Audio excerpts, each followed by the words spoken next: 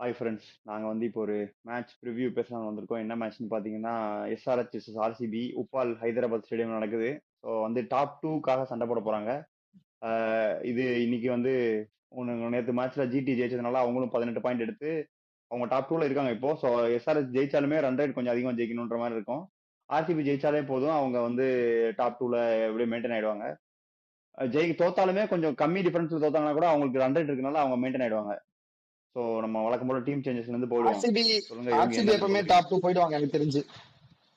So நாளைக்கு ம். SRH R GT இவங்க ரெண்டு பேர்ல யாராவது ஒருத்தர் டாப் 2 போவாங்கன்றது கண்டுபிடிக்க தான் நாளைக்கு கேமா இருக்கும் எனக்கு தெரியும். இன்னைக்கு ஜிடி ஒரு பெரிய வின்ன்றனால நாளைக்கு எஸ்ஆர்எச் கொஞ்சம் ஆர்சிபி பெருசா அடிக்கணும். அப்பதான் எஸ்ஆர்எச் உள்ள போக முடியும். இல்லைன்னா இப்ப இருக்க டாப் 2 தான் அப்படியே 18 பாயிண்ட்ஸ் வந்தாலுமே எஸ்ஆர்எச் உள்ள போக முடியாத சுச்சுவேஷன் வரவும் சான்ஸ் இருக்கு. சரி, ஓகே ஓகே. அதான் டீம் சேஞ்சஸ் போவோம். ஏதாவது டீம் சேஞ்ச் எதிர்பார்க்குறீங்களா?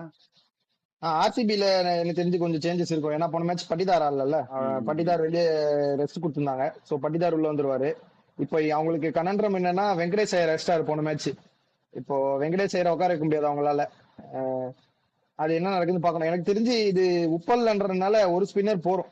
குணால் பாண்டியா மட்டும் ஆடிடுவாங்கன்னு நினைக்கிறேன். எனக்கு தெரிஞ்சு சுயேஷ் சர்மா தேவையில்லைன்னு உட்கார வச்சுட்டு இம்பாக்ட் சப்ல எனக்கு தெரிஞ்சு ரொமாரேஷப்போட போட்டுட்டு அதுக்கேற்ற மாதிரி வேணா இம்பாக்ட் சப் யூஸ் பண்ணிப்பாங்க.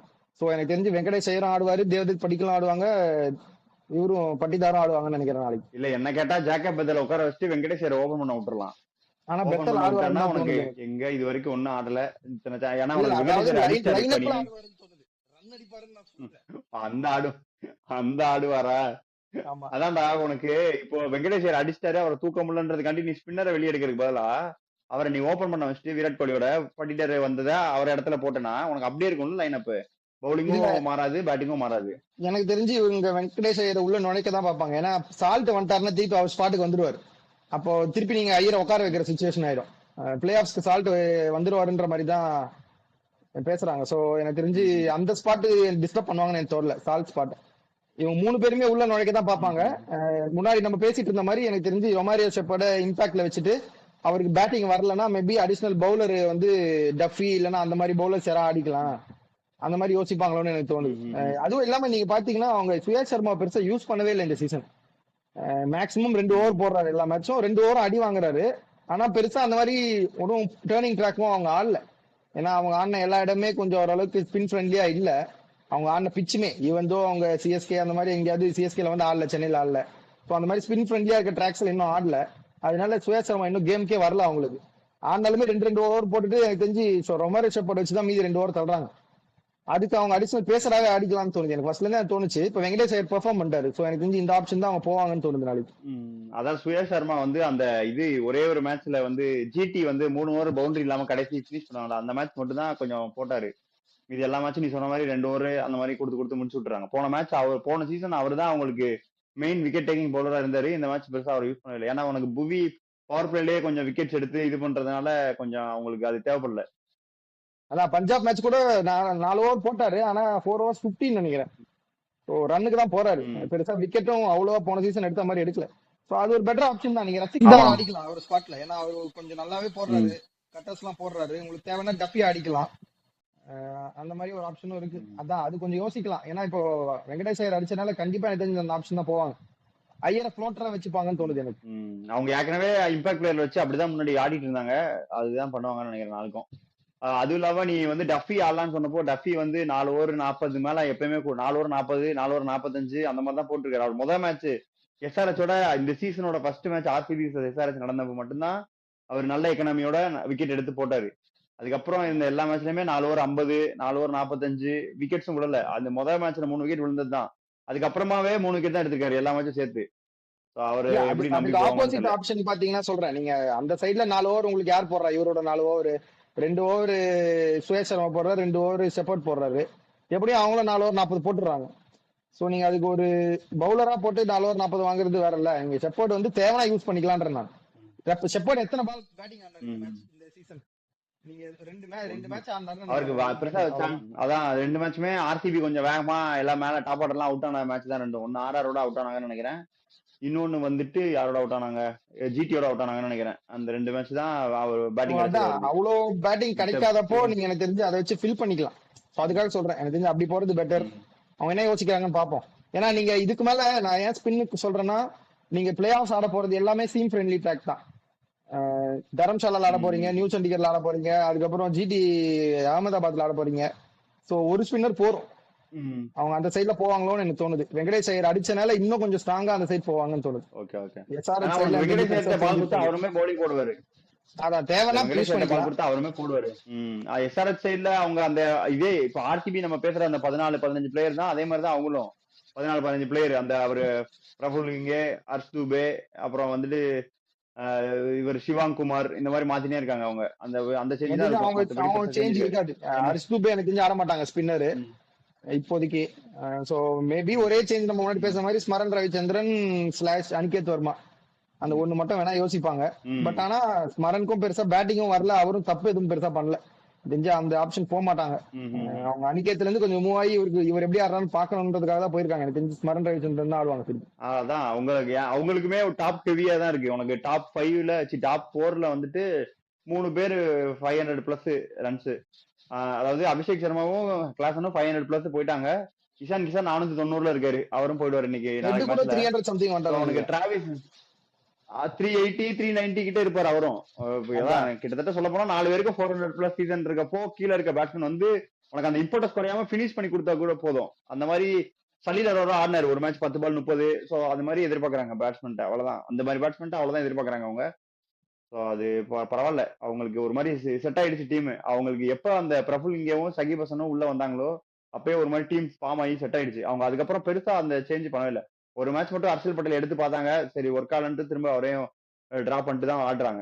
நல்ல சேஞ்ச் தான். அதான் அவங்க வந்ததுக்கு அப்புறம் அவங்க டெத்ல வந்து சூப்பரா போடுறாங்க. அவங்க பவர் பிளேல மிடில் ஓவர்ஸ்ல ரன்ஸ் கொஞ்சம் போனா கூட கடைசி டெத்ல வந்து 4 ஓவர் 40, 4 ஓவர் 42, 4 ஓவர் 36, அந்த கடைசி 4 ஓவர்ல அப்படியே மொமெண்டம் இழுத்துட்டு வந்துடுறாங்க இந்த பக்கம். அப்படி இழுத்துட்டு வந்ததை வந்து டிராவிஸ் ஹெட்டும் அபிஷேக் சர்மாவும் சூப்பரா யூஸ் பண்ணிக்கிறாங்க. அப்படியே மொமெண்டம் அப்படியே கெயின் பண்ணி அடிச்சு கொண்டு போடுறது, அவங்களுக்கு சேஸ் பண்ணாத மாதிரி இருந்ததுன்னா அது வந்து பெருசா அவங்களுக்கு ஹெல்ப் ஆயிருக்கு. அவரு பிரபுல் இங்கே விட சகிப் ஹசன் அடிஷன் வந்து அவங்களுக்கு பயங்கர ஹெல்ப்ஃபுல்லா இருக்கு. அவர் 10 விக்கெட் மேல எடுத்துட்டாருன்னு நினைக்கிறேன். 10 விக்கெட் மேல எடுத்துட்டாருன்னு நினைக்கிறேன் அவரும். அவரு பாதியில ஒரு 3 மேட்ச் 4 மேட்ச்க்கு அப்புறம் தான் ஆட ஆரம்பிச்சாரு இந்த சீசன்ல. அப்ப கூட திரும்ப 10 விக்கெட் எடுத்துட்டாரு. அதே மாதிரி இஷான் மலிங்காவுமே 14 எடுத்துட்டாரா, சூப்பர். அதான் இஷான் மலிங்காவுமே உனக்கு அந்த 14 17 18 விக்கெட்ல மேல இருக்காரு. பேட் கமின்ஸ் பேட் கமின்ஸுமே 10 விக்கெட் கிட்ட எடுத்துட்டாருன்னு நினைக்கிறேன். அவர் லேட்டா தான் வந்தாரு, அவருமே எடுத்துட்டாருன்னு நினைக்கிறேன். பிரபுல் இங்கே 11, அதுக்கப்புறம் பேட் கமின்ஸ் 8 விக்கெட் எடுத்துட்டாரு. அவங்க வந்து இந்த ஒரு மாதிரி பவுலிங் யூனிட்டா செட் ஆயிட்டாங்க. பிளஸ் வந்து நிதிஷ்குமார் ரெட்டி வந்து அவங்களுக்கு பவர் பிளேல இல்ல ஏதாவது கேப் ஃபில் பண்ணி கொடுத்துறாரு. அவங்களும் ஒரு மாதிரி ஃபார்மிடபிள் டீமா தான் இருக்காங்க. சோ நாளைக்கு ஒரு கான்டெஸ்ட் தான் இருக்கும். அவங்களும் வந்து சிவாங் குமாரையும் தேவையான ஸ்பாட்ல யூஸ் பண்ணிக்கிறாங்க. அப்படி இல்லைன்னா நிதிஷ் ரெட்டி வச்சு சீம் ஃப்ரெண்ட்லியா இருந்ததுன்னா நிதிஷ் ரெட்டி தள்ளிடுறாங்க, வேணும்னா சிவாங் யூஸ் பண்ணிக்கிறாங்க. சோ அவங்களும் கரெக்டா அந்த ஃபார்முலா வச்சு போடுறாங்க பவுலிங்க்கு. அதான் நாளைக்கு நல்லா இருக்கும் எனக்கு தெரிஞ்சு. நாளைக்கு அவங்க ட்ராக்குமே வந்து அங்க எப்படியும் பிளாட் ட்ராக் தான் கொடுப்பாங்க. சோ ஹெவி ஸ்கோரிங்கா தான் இருக்கும்னு தோணுது எனக்கு. 250 ரன்ஸ் எதிர்பார்க்கறான்னு நினைக்கிறேன் நானு. 250 வருமான்னு டவுட். ஏன்னா 2 பவுலிங் யூனிட்டும் கொஞ்சம் நல்ல பவுலிங் யூனிட்டா இருக்கு. ஆமா, பவுலிங் யூனிட் 220 கிட்ட போட்டாலே கொஞ்சம் பவுலிங் யூனிட் வச்சு நிறுத்துற மாதிரி பவுலிங் யூனிட் தான் ரெண்டும். ஒருவேளை யாருக்காவது பயங்கரமா பட்டுருச்சுன்னா 250 போறதுக்கான வாய்ப்பு இருக்கு. ஒருவேளை அபிஷேக் சர்மாக்கு இந்த பக்கம் அந்த பக்கம் படிட்டாரு, விராட் கோலி அந்த மாதிரி யாருக்கு பட்டாலும், டிம் டேவிட் கடைசியில வந்து சிஎஸ்கேவோட அடிச்ச மாதிரி திடீர்னு ஒரு நாக்கு அது மாதிரி எதனா நடந்ததுன்னா கூட அது வாய்ப்பு இருக்கு. ஒரு பவுலரை டார்கெட் பண்ணி 4 ஓவர் 60 அடிச்சிட்டாங்கன்னா ஈஸியா எடுத்துட்டு போயிடுவாங்க அப்படியே. அந்த மாதிரி வாய்ப்பு இருக்கு. பிளஸ் வந்து நாளைக்கு மேட்ச் அப் பார்த்தோன்னா Bhuvneshwar Kumar versus SRH openers கண்டிப்பா ஒரு எக்ஸைட்டிங்கா இருக்கும். ஏன்னா அவர் எங்க போய் பால் வந்து உனக்கு சீமிங் கண்டிஷன் அதெல்லாம் அவர் தேவையில்ல. அவர் காத்துல பால் இப்படி பாம்பு விடுறாரு காத்துலயே. அது பாக்கிறதுக்கு நல்லா இருக்கும். நாளைக்கு நல்லா இருக்கும். ஏன்னா எனக்கு வந்து மோர் தென் புவி வர்சஸ் ஓபனர்ஸ் வந்து எனக்கு கிளாஸ் இன்னிங்ஸ் பார்க்கணும். ஏன்னா போன மேட்ச் வந்து ரொம்ப ரெஸ்பான்சிபிள் இன்னிங்ஸ் ஆனார். ஈவன் தோ அந்த அட்டாக்கிங் கிரிக்கெட்டை விடல அவரு, அப்பயுமே ரெஸ்பான்சிபிள் இன்னிங்ஸ் ரொம்ப ஆனார். இந்த சீசனே வந்து ரொம்ப ஃபால் ஷாட் ஆடாம ஸ்ட்ரைக் ரேட்டும் மெயின்டைன் பண்றாரு. ஆனா ரெஸ்பான்சிபிலிட்டி எடுத்து ஆடுற மாதிரி எனக்கு ஃபீல் ஆகுது கிளாசன் கிட்ட இருந்து.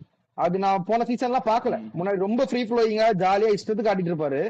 இந்த வாட்டி கொஞ்சம் ரெஸ்பான்சிபிலிட்டியோட ஆடுறாரு. அவங்க ஏன்னா அவருக்கு தெரியும் அவருக்கு அப்புறம் இருக்கிறது எல்லாமே வந்து ஒரு ஒரு எப்படி சொல்றது யங்கர் இந்தியன் பிளேயர்ஸ், ரொம்ப எக்ஸ்பீரியன்ஸ் இல்லாத பிளேயர்ஸ். ஸோ அவர் மேல அந்த பேர்டன் எடுத்தாலுமே போன கேமே பாத்தீங்கன்னா இஷான் கிஷன் வந்து ரொம்ப அவர் மேல ப்ரெஷர் போட்டுட்டு இருந்தாரு அந்த சைட்ல.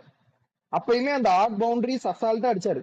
அவரு ஐயோ அடிச்சே ஆகணும்ன்ற ஃபோர்ஸ்ல ஆன மாதிரியே தெரியல. அவரு ஜாலியா ஈஸியா ஒரு ஃப்ளோல ஆனா ஆனாரு, 20 ரன் வந்துட்டே இருந்தது. அதான் அவரு ஆக்சுவலா 29 பால்ல 40 எவ்வளவு ரன் அடிச்சாருன்னு நினைக்கிறேன் போன மேட்ச். அந்த 188 சேஸுக்கு அது போதும். இம்பார்ட்டன்ஸ் கொடுத்துட்டாரு அப்படியே. உனக்கு அந்த சைடு ரன்ஸ் வரலனாலும் அப்படியே இழுத்து இழுத்து இழுத்து இழுத்து run rate record run rate up ஆகாம பாத்துக்கிட்டாரு. அது சேஸ் பண்றப்போ ரொம்ப எனக்கு அந்த முக்கியம். இன்னிங்ஸ் ரொம்ப பிடிச்சிருந்தது. சோ அதான் நாளைக்கு எனக்கு தெரிஞ்சு சேசிங் சைடுக்கு கொஞ்சம் அட்வான்டேஜ் இருக்கும்னு தோணுது.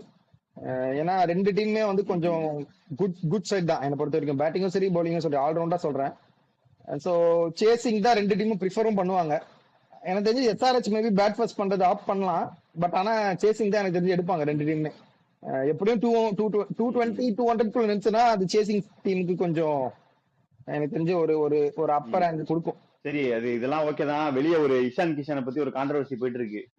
அது பாத்தியா? சிஎஸ்கே மேட்ச் இதுவா? சிஎஸ்கே கிரௌட வந்து அவர் செலிப்ரேஷன் வந்து சிஎஸ்கே ஃபேன்ஸ் எல்லாம் அஃபெக்ட் பண்ணிடுச்சான். அப்போ வந்து எஸ்ஆர்ஹெச் டீம் வந்து உங்களை அஃபெக்ட் பண்ணிருக்கு, சிஎஸ்கே டீம் உங்களை அஃபெக்ட் பண்ணல இந்த சீசன்.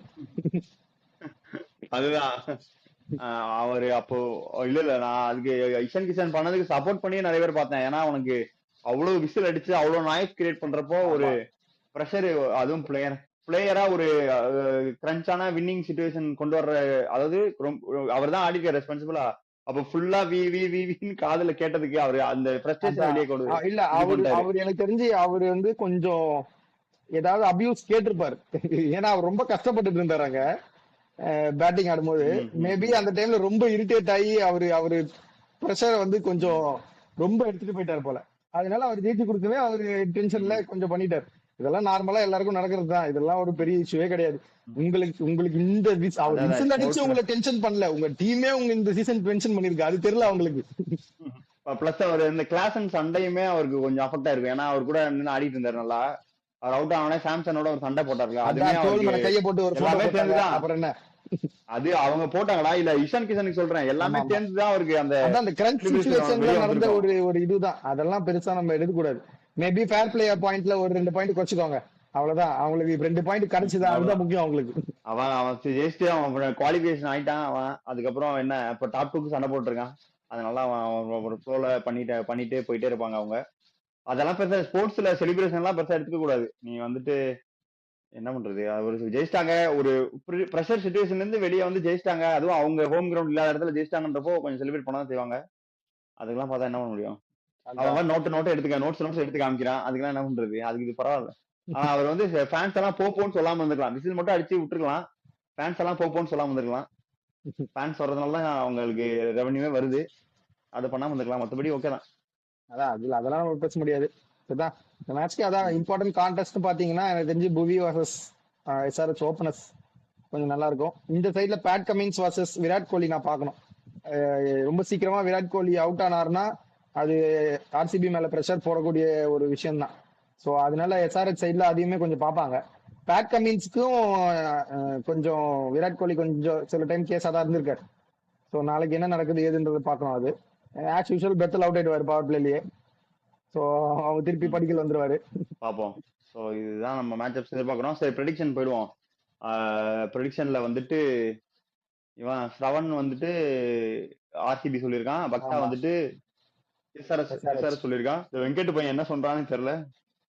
வெங்கட் எதுவும் சொல்ல நினைக்கிறேன் இன்னும். அது பரவாயில்ல, நம்ம அப்புறம் அப்டேட் பண்ணிடுவோம்.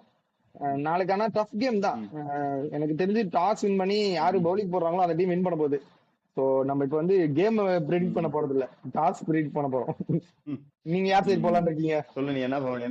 நான் வந்துட்டு எஸ்ஆர்ஹெச் ஹோம் கிரவுண்டா இருந்தாலும் எனக்கு தெரிஞ்ச ஆர்சிபி பக்கம் தான் போலான்னு இருக்கேன். அவங்க வந்து நல்லா ஆடுறாங்க. புவி பவர் பிளேல விக்கெட் எடுத்துட்டாலே எஸ்ஆர்ஹெச் கொஞ்சம் கஷ்டப்படுவாங்க. ஏன்னா அப்புறம் கிளாஸ் மட்டும் தான் இருப்பாரு. நானும் அதான் யோசிக்கிறேன். ஆனா எஸ்ஆர்ஹெச்மே நல்ல பவுலிங் தான். இல்ல, அவங்க எஸ்ஆர்ஹெச் நல்லா ஆடுறாங்க. இவங்க அவங்களோட இது வரைக்கும் அவங்க நிறைய கேம் தோத்துருக்காங்க. ஜிடியோட பேட்டிங் கேவலமாடி தோத்துருக்காங்க, ஆர்ஆரோட பேட்டிங் கேவலமாடி தோத்தாலுமே பேட்டிங் கேவலமானாலும் பவுலிங்ல வந்து ஃபைட் பண்ணுவாங்க. நான் உன்னை இந்த சேஸ் ஈஸியா பண்ண விட மாட்டேன். உங்க ஜிடி எல்லாம் பாடா படுத்தி எடுத்துட்டாங்க. 150 அடிக்கிறதுக்கு இழுத்து இழுத்து இழுத்து இழுத்து போய் அந்த மாதிரி ஃபைட் கொடுக்குறாங்க. ஸோ அவங்க வந்து ஃபைட் கொடுப்பாங்கன்ற காரணத்துக்காண்டி தான் நான் ஆர்சிபி சொல்றேன். அதான் ஆர்சிபி சைடு தான் போகலான்னு இருக்கேன். ஈவன் தோ எஸ்ஆர்ஹெச் கொஞ்சம் நல்லா பெர்ஃபார்ம் பண்ணாலுமே ஆர்சிபி லுக் ரவுண்டட் சைடு இந்த டோர்னமெண்ட்ல. என்ன கேட்டீங்கன்னா ஜிடி ஓரளவுக்கு ரவுண்டட் சைடு, பட் ஆனா ஆர்சிபி தான் லுக்ஸ் அப்பார்ட் என்னை பொறுத்த வரைக்கும். டைட்டில் கண்டெண்டர்ஸ் நம்ம சொல்லி பேசுவோம்ல, அந்த விஷயத்துல ஆர்சிபி இந்த வாட்டி இருக்காங்கன்னு தோணுது எனக்கு. மத்த டீம் எல்லாருமே வந்து லாங் ஒரு லாங் கேம்ஸ்க்கு அப்புறமா வந்து கொஞ்சம் டயர்டாகி விளையாடுற மாதிரி ஃபீல் ஆச்சு. திங்க் டேங்க்லயுமே சரி, மத்தபடி எங்க என்ன பண்ணாலுமே மீதி எல்லா டீமுமே ஒரு மாதிரி கொஞ்சம் டிசிஷன்ல நிறைய தப்பு பண்றாங்க, எக்ஸிகியூஷன் நிறைய தப்பு பண்றாங்க. அந்த எந்த தப்புமே என்கிட்ட பெருசா நான் ஆர்சிபி கிட்ட இருந்து பார்க்கல இந்த வாட்டி. அதனால நான் ஆர்சிபி சைட்ல போறேன். ஏன்னா நீங்க எஸ்ஆர்ஹெச்மே பாத்தீங்கன்னா அந்த ஒரு மேட்சுமே பண்டில் ஆனாங்க அந்த சேஸ்க்கு போய். சோ அந்த மாதிரி அதெல்லாம் சின்ன சின்ன டிசிஷன் தான். அதெல்லாம் சின்ன சின்ன டிசிஷன் தான். அந்த அந்த டைம்ல அந்த டிசிஷன் தப்பா பண்ணிடுறாங்க. ஆனா அந்த மாதிரி எந்த டாக்டிக்கல் டிசிஷன் தப்பு நான் பார்க்கல ஆர்சிபி கிட்ட இந்த சீசன்.